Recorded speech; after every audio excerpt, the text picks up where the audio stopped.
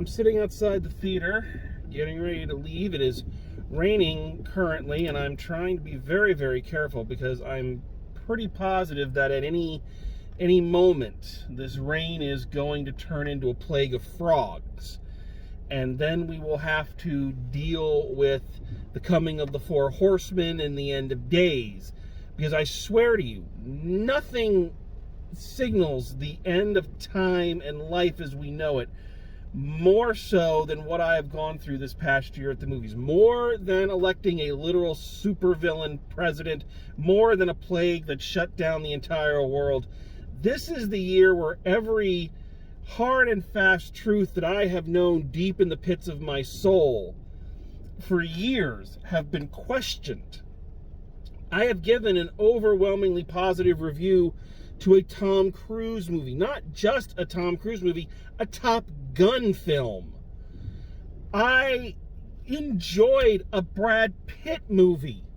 And now, for the first time in Drive Home Review's history, I am going to give an overwhelmingly positive review to a DC film.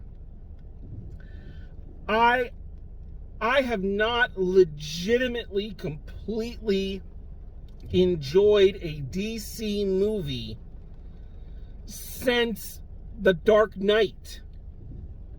Think about that. Think about how long ago that was. And all the DC shit that has been released since. And this is the first one. I'm not counting League of Super Pets in there. Maybe I should, but this is the first one that I have watched and said, wow, that was actually pretty good. And yeah, there's no qualifications here. You know, I thought Aquaman was okay. I thought Wonder Woman was passable. But despite good aspects to them, I thought they were overwhelmingly kind of blah, and everything else that I've seen. Oh, and Shazam. Shazam was okay, but forgettable. But everything else I've seen has been an unequivocal bad review. I hated all these movies and what they've done with them. And now, there's this. And it feels so weird. It feels so weird to like a DC movie again.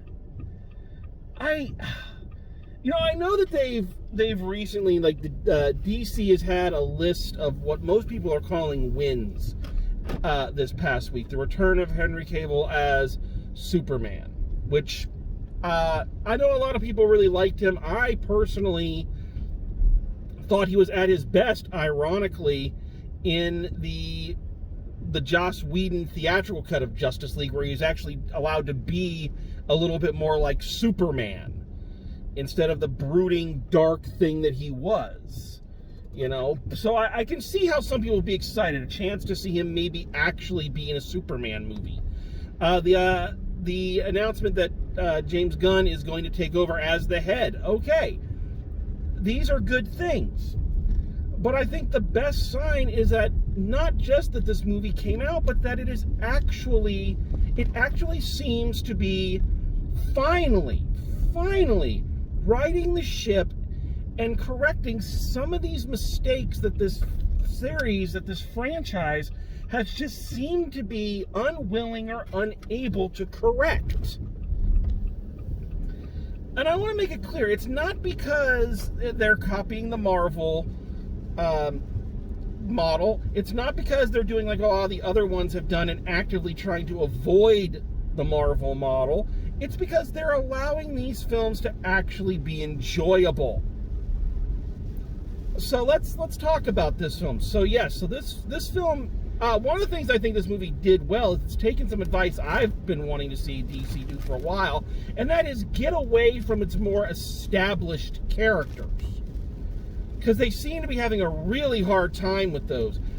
The DC universe is vast, so dive into some of these lesser-known characters, ones that don't have so much baggage or room for comparison like Batman or Superman do. And they've done that. I mean, this is a movie about a Shazam villain, or a Captain Marvel villain, as he was originally called. And it co-stars the Justice Society, Hawkman, Dr. Fate, is it Spiral, I think her name is, and Atom Smasher. Holy crap. These are some obscure characters, but this is a good thing because they don't have the same stigma as the other ones do. And I think that's a smart way to go. I hate to bring this up, and I'm sorry. I'm really trying not to do this. But what did Marvel do when it wanted to start its cinematic universe? It started with one of its lesser-known characters, Iron Man. At least lesser known to the general populace. Comic book fans knew who he was, but the general audiences didn't. So they didn't feel like they were bringing in a lot of baggage. Well, I don't know much about this character. It's like, good, we're going to introduce you to him. And I think that's what this film did really wisely. It said, we're gonna focus our attention on these lesser characters and reintroduce the audience to the world. So that was their first, and what they did was they created an interesting premise. They took a premise that, now here's where they actually are better than Marvel and Sony. So for once, I'm going to say they did this better than Marvel and Sony. You know, with Sony trying so desperately to create a movie franchise out of Spider-Man villains, and we saw what happened with that train wreck that was Morbius. Here, they play into the fact that he's a villain and don't try to paint him with a good brush, but they give him a group of legitimate superheroes to work off of and show the differentiation. And I think that was really smart. They didn't try to mask the fact that he was a bad guy. They said he's a villain. He is a comic book villain, and yes, we're going to give him understandable motivation, and we're going to basically rebrand the character a bit, but letting him actually go against superheroes and telling the film from the bad guy's point of view, it worked. It really freaking worked. I also feel like one of the things they did, which was really smart, is it felt like with this one, they have finally pulled their head out of their own asshole in terms of the pretentiousness. One of the things I have had such a hard time with the DC movies, with the exception of Aquaman and Shazam, is that all of the other ones are trying to be so meaningful and so important, and everything is so weighty. This film is so deep.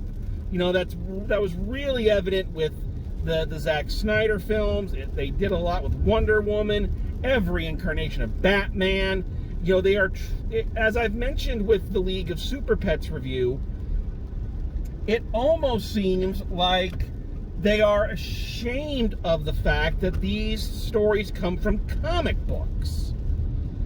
You know, and I've read comic books all my life, so I am not saying that comic books can't have deep stories and great characters. Clearly they can. But when you try so hard to convince everybody that your movie about Space Moses and the millionaire with the leather fetish beating the shit out of each other is somehow this monumental, deep fucking thing, instead of actually creating characters in a situation we care about, that becomes an issue. This film, it had its messaging. There is definitely political messaging in here. There is definitely, again, kind of like Black Panther and Shang-Chi, you know, the desire to put different cultures forward and not have it be a predominantly white cast with a white sensibility and a white point of view. But they let that serve as a framework for the story and let the story be about the character. And now it works. Now you can have both. You see? It's not that hard, really. You can tell a meaningful story with these characters and not have it constantly beating its own chest and demanding you pay attention to it. It's okay for these things to be fun.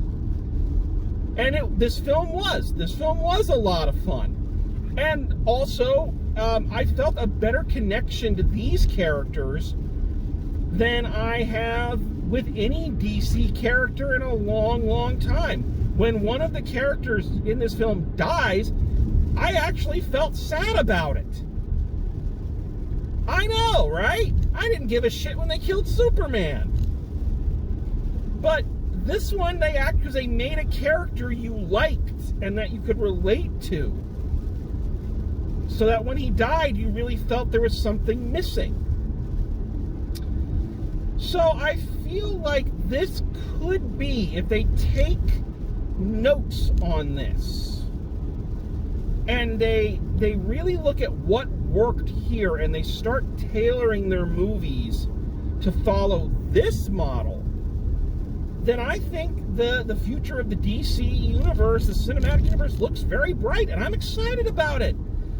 Despite what some people might think, not everybody who has been criticizing these DC movies has been doing it with any real degree of joy. It's been with a sadness and a feeling of being flabbergasted by how off the mark these things have been. And now it feels like finally they are making their way. It's not to say that the film is perfect. I think there are still some things that they can tweak. They still have a very washed out color palette. It still looks very flat, as opposed to the brighter pomp of other comic book franchises. Let's just say that. So the color palette I would like to see expanded a little bit. They do a better job in this one, but it's still very sepia tone, very flat to me.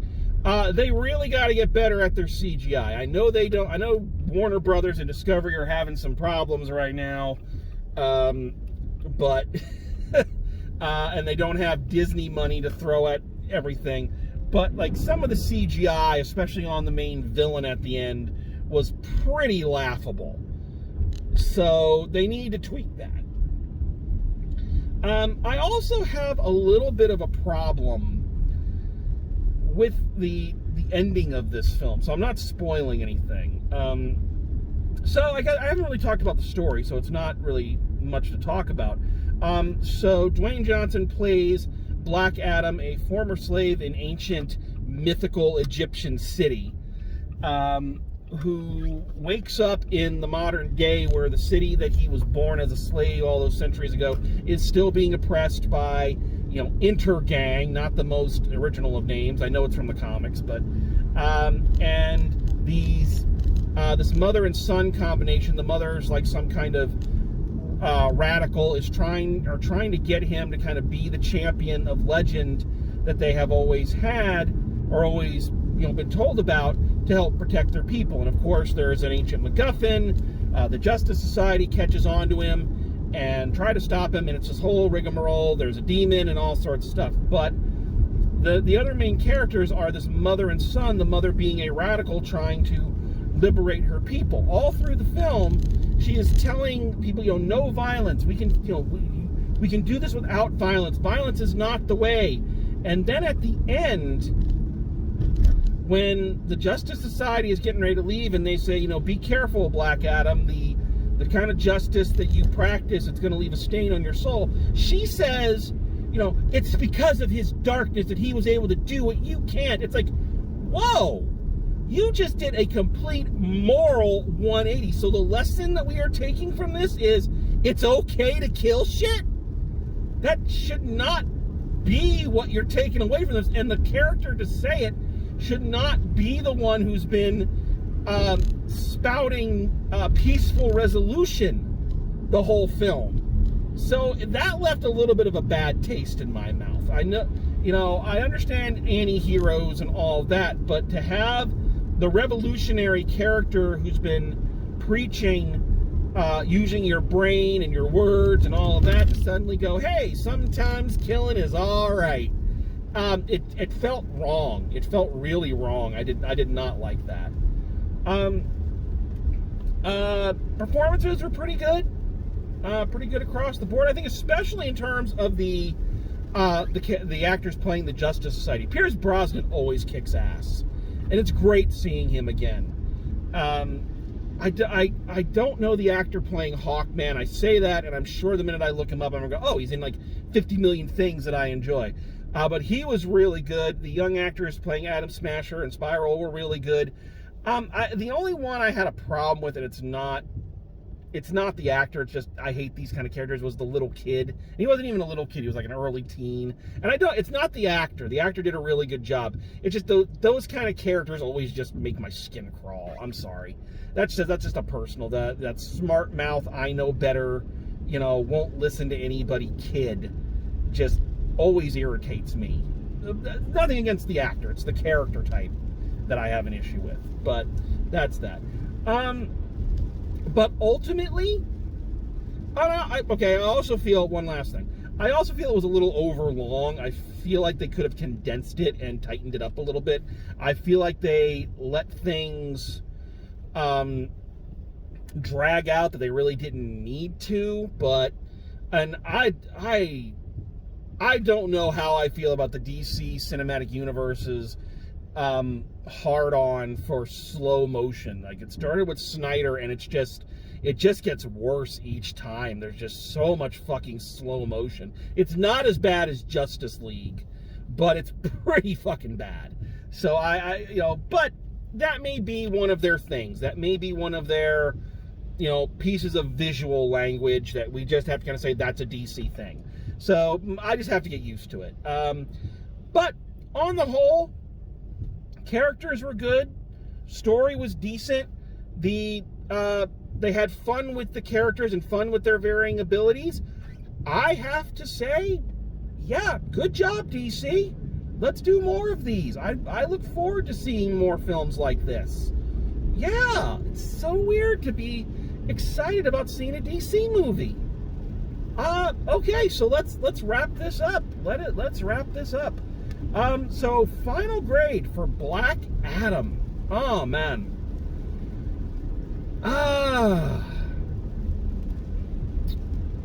This is a tough one. I know what I want to say, but I feel like I'm becoming a broken record, but I guess I have to be honest. So final grade for Black Adam, I'm going a B+ on this one. Part of me wants to say an A, but I still feel that it's a little flat, and there was some other things they could have done with it that might have boosted it up to something really spectacular. And I almost want to just give it that boost up because it was a good movie and a fun movie. But I'm going to stay with my B+.